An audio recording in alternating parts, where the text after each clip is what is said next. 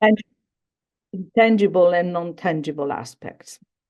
And in our model, we think about how to manage the transformation of urban spaces through the combination of the two cycle, the one of the risk and the one of the transformation, I mean, the usual transformation of urban system, that is the one that is going through different states. And the states of the system are, from the vulnerable one, the one that are that is the typical of, as I said, of each city in the world. We are going through different states that shows different turning points in where to manage the urban system. So where you have to look and see and which kind of things from, let's say, social learning to self-organization and look into what innovation do we have. Talking back to Japan, but I can see, unfortunately, also Italy and Kochi, especially, that is the Shikoku Island, that is the island where I'm working with the Japanese colleague. The situation is well known. We have, a situation where we have a rural or peripheral economic crisis. We have the phenomenon of the population. We have aging population. And we have also a pattern and settlements that are, as I said, vulnerable for different aspects, including the fact that they are old or they are in need of maintenance, or according with the social phenomenon or environmental phenomenon, they are, in, let's say, they are abandoned or, let's say, in a state that is difficult to regenerate, because this is the problem. We talk a lot about regeneration, but we are facing the fact that are part of the city that we cannot regenerate even if we wish or we want. In such a situation, what we have is the fact that there is, different kind here. What is mentioned is the earthquake and tsunami. And especially in the case of Kochi, earthquake or tsunami is going to cause in the future, when it will happen, of course, unfortunately, damages that we are used to face, that are the economical losses, the casualties, and the homeless. And here is where the designer can try to make the change, to challenge this within the concept of what we use of dual space. I will explain a little bit more. For now, dual space is, of course, a multifunctional space by definition. The high percentage of the spaces open or indoor are multifunctional, but they are not flexible, they are not accessible, they are not comfortable, and they are not familiar with people that has to use them in the emergency or daily life.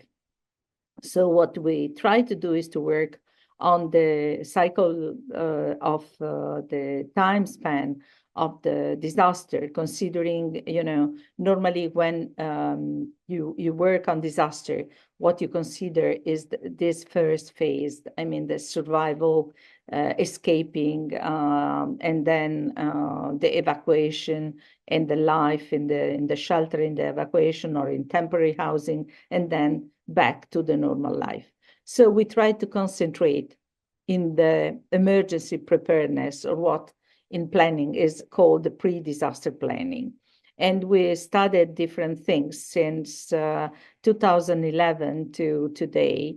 In the last 4 years, we are working in a city that is Suzaki City in the Kochi prefecture, but we work in Nagoya or other part. So all the projects are, as you can see here, they try to consider always the pre-phase, and then they consider different aspects of the emergency or the disaster lifespan, that is like the life in the evacuation center or in temporary houses, or when you have to escape from tsunami. The last place where we applied is this concept that I have to say in Japan is known as phase zero, phase free, zero phase free, sorry.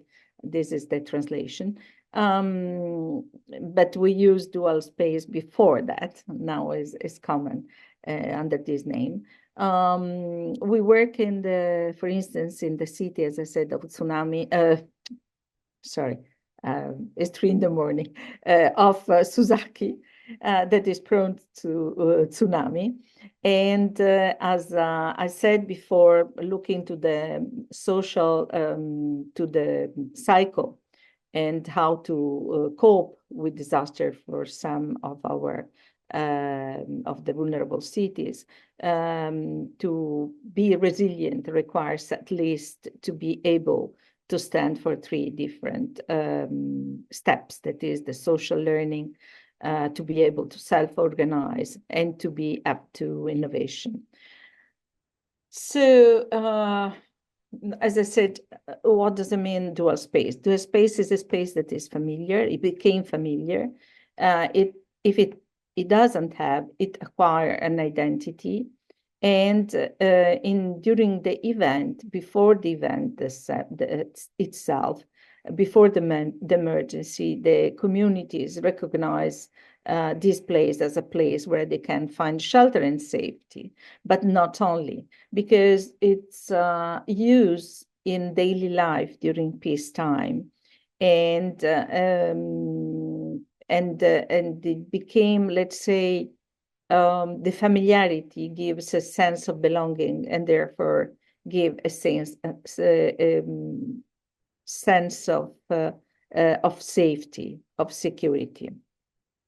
But at the same time, is a learning space. It must be a space where people understand all the factors related with risks, recognize what to do and how to behave properly in a space. Talking of Suzaki, this is the city of Suzaki. The red line means, according with the Big Nankai, that is, I mean, they made some preview of a forecast of it in 2030, but we don't know, of course, the magnitude of the earthquake or the possible tsunami. But for sure, as I'd shown before, it will cause a lot of damages, big damages, all along the coastal line of Kochi and in Suzaki as well. Suzaki was a city that in 1946, in the last tsunami that destroyed Kochi, was destroyed by the tsunami. But nevertheless, as you can see here, we have on the flat line in front of the sea, we have all the original settlement, the historical center. There is a train that is running between, I mean, two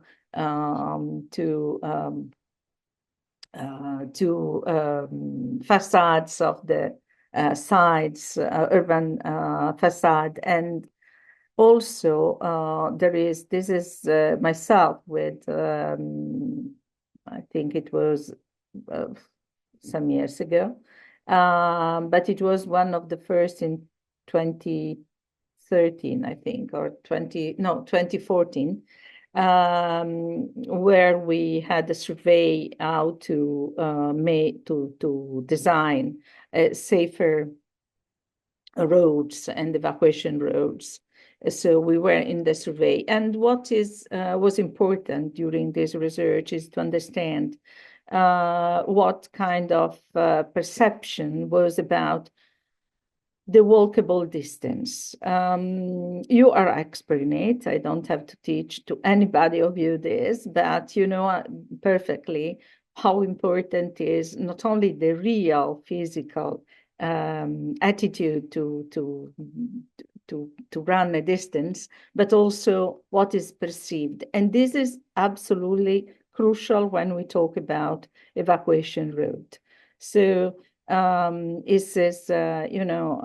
have to think also that in evacuation, in emergency, you would have to evacuate or run streets and roads in, short time in the night and in the, let's say, without sometimes even a short warning. This is one of the items that we work because being in the flatland, of course, to escape tsunami, in Japan, this is quite common. They start to build this evacuation tower.